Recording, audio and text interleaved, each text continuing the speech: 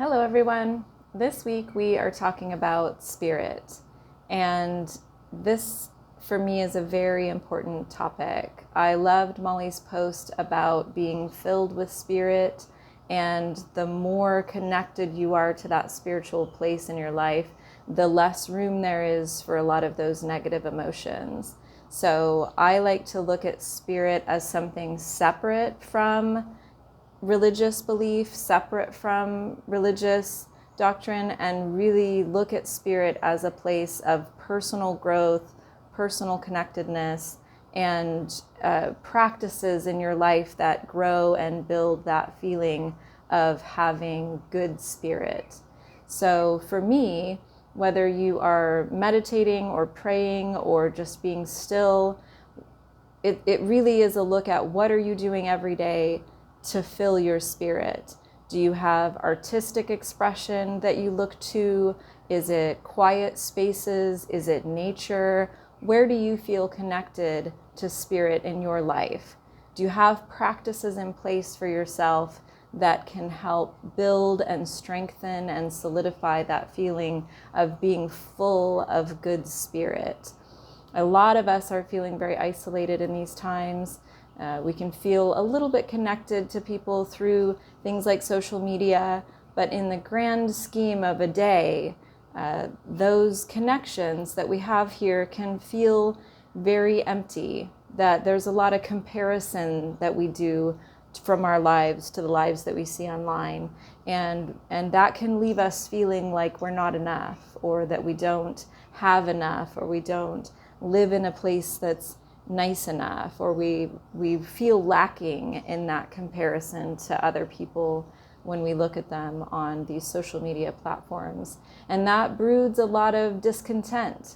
That broods a feeling of separation, a feeling of not feeling connected to the people, or the in-group and out-group feelings that exist in social media, where I'm looking out for my side and my party and my people and the ones that are similar to me, and that we're separate or distant from those that are dissimilar to us.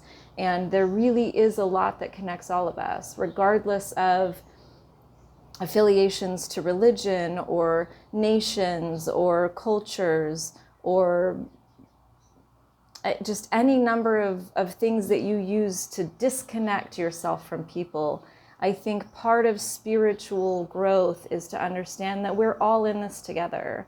And that place of spirit, when I have spirit in me, when I have feelings of goodwill in me, when I work every day on myself so that I know that I'm showing up in a positive way in my life, it allows me compassion.